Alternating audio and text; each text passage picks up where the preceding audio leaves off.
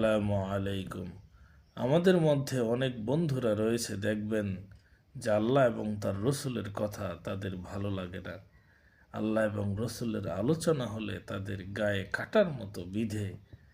তো তাদের সম্পর্কে সূরা আল মুজদালাহ এর 5 নম্বর আয়াতে আল্লাহ তাআলা কি বলেছেন, চলুন আমরা একটু জেনে নেওয়ার চেষ্টা করি।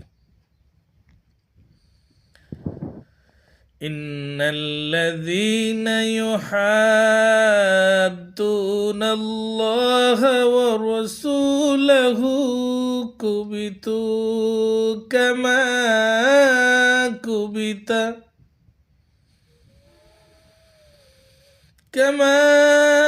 كبت الذين من قبلهم وقد أنزلنا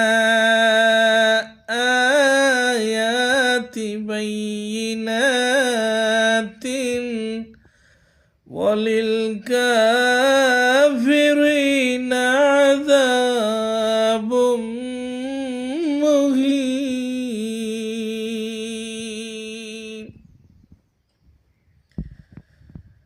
যারা আল্লাহ তার রসুলের বিরুদ্ধাচরণ করে তাদেরকে অপদস্থ করা হবে, যেমন অপদস্থ করা হয়েছে তাদের পূর্ববর্তীদেরকে।